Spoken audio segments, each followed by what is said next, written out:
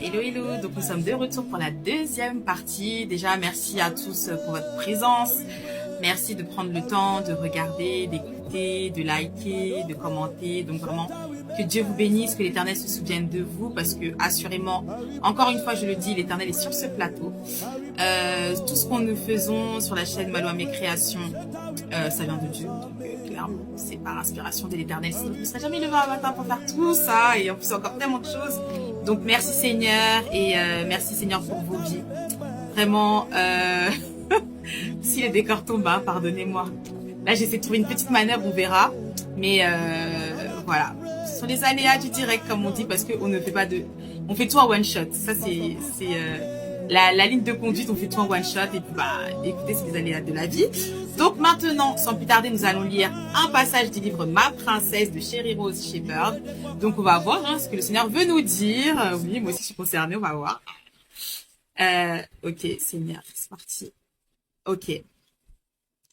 Amen. Ma princesse, mon prince, mon enfant, d'accord. Hein, je suis venue pour te servir. Même dans les moments où tu te sous-estimes.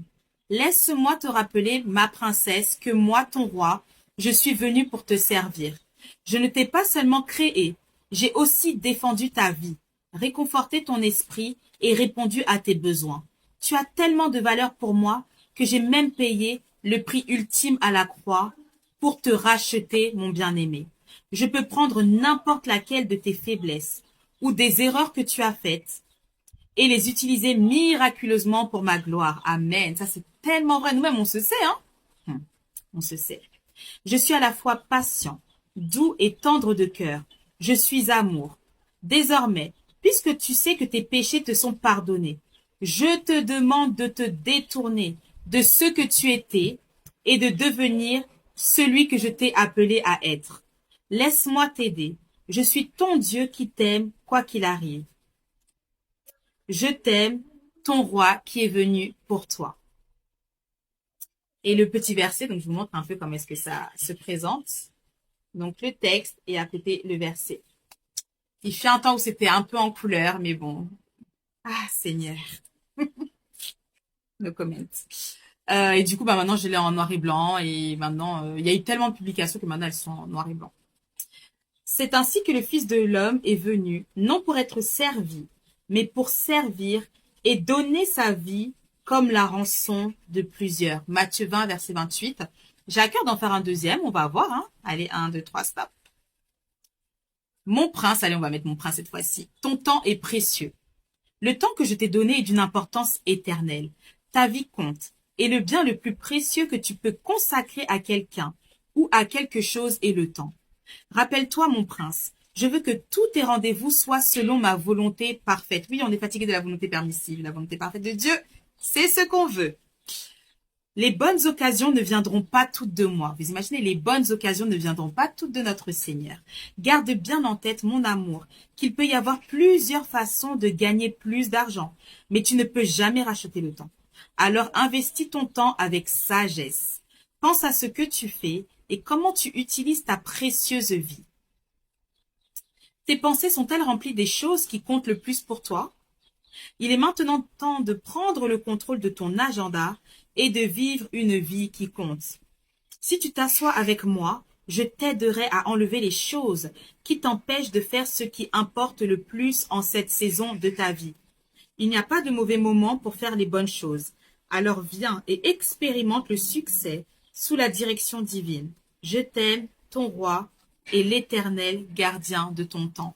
Et le verset, alors, se situe dans le livre de Tite, 3, verset 14. Il faut que les nôtres aussi apprennent à pratiquer de bonnes œuvres pour subvenir aux besoins pressants, aux besoins urgents, afin qu'ils ne soient pas sans produire des fruits. Donc, que Dieu vous bénisse. Là, maintenant, on va passer à la lecture de ce livre, de cet ouvrage, 365 jours pour découvrir la Bible. Et nous voulons découvrir la Bible, nous voulons découvrir ce qu'il s'est passé. Donc là, on est toujours au niveau du Jardin d'Éden. Je ne sais pas si vous voyez bien. Voilà les illustrations. Et on en était au point 11. Le premier péché. Ah Seigneur. Ce qui nous a amené dans cette situation. Genèse 3, versets 6 à 8. Ève vit le fruit bien mûr sur l'arbre et le trouva appétissant. Elle se dit aussi que ce serait extraordinaire de devenir aussi intelligente que Dieu. Donc pour les personnes qui viennent de découvrir l'émission, je vous invite à aller regarder les autres épisodes précédents. Elle regarde de devenir aussi intelligente que Dieu. Elle regarda un instant le serpent, se demandant si elle devait céder. Puis elle se décida. Elle a pris la décision. Elle prit un fruit de l'arbre interdit et y croqua allègrement. Elle en donna aussi à Adam qui était présent. Mais soudain, une grande peur les saisit. Voilà pourquoi lorsque notre Dieu nous met en garde de quelque chose, lorsque nous désobéissons, alors nous tombons dans le péché, il y a des conséquences.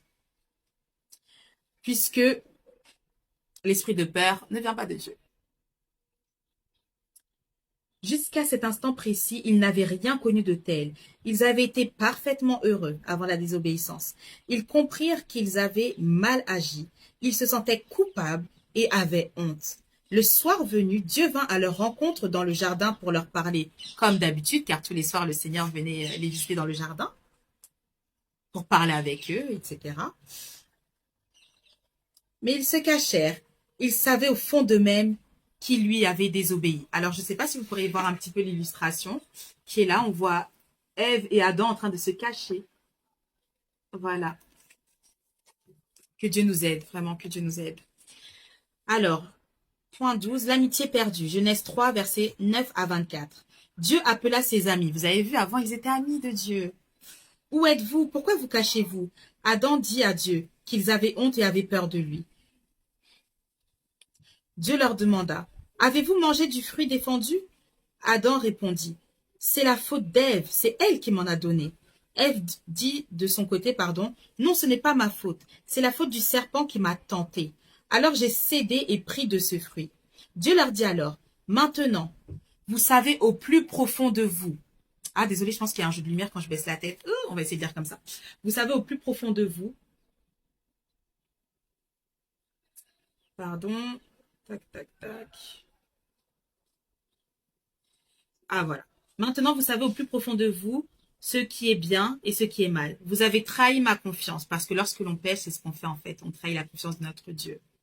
C'est votre choix et vous allez devoir en accepter les conséquences dans votre vie.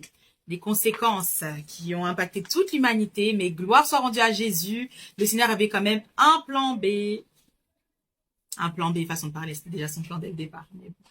Là, maintenant, on va passer au jour 13 à 15. Donc, je vous montre un petit peu l'illustration. Tac. Et tac. C'est cool, on avance vite. Comme ça, pour les personnes qui n'ont jamais lu le livre de Genèse, ça vous donne aussi un petit aperçu. N'hésitez pas à faire des commentaires aussi. Donnez votre avis sur ce qu'on fait. Est-ce que ça vous aide? Est-ce que ça vous aide pas? Je suis tout oui pour entendre. Alors, Caïn et Abel. Genèse 4, versets 1 à 2. Adam et Ève durent quitter le jardin. Ils perdirent l'amitié de Dieu. Ève mit au monde son premier enfant, un fils.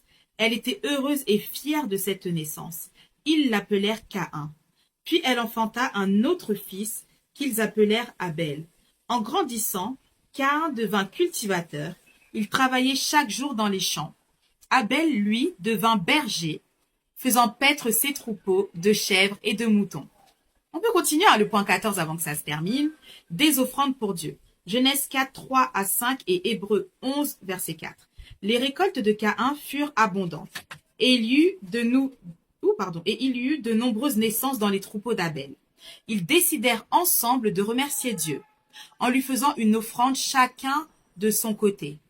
Abel offrit ses plus beaux agneaux. Caïn offrit ses plus belles gerbes. Dieu apprécia l'offre d'Abel car elle venait du fond du cœur. Ah, là on nous explique bien. Abel était un homme de foi qui aimait Dieu et était vraiment désireux de le remercier. Mais Dieu n'apprécia pas l'offrande de Caïn. Il l'avait faite parce qu'il se sentait obligé, parce qu'il avait peur de lui. Au fond de lui-même, Dieu ne l'intéressait pas. Donc dans la Bible,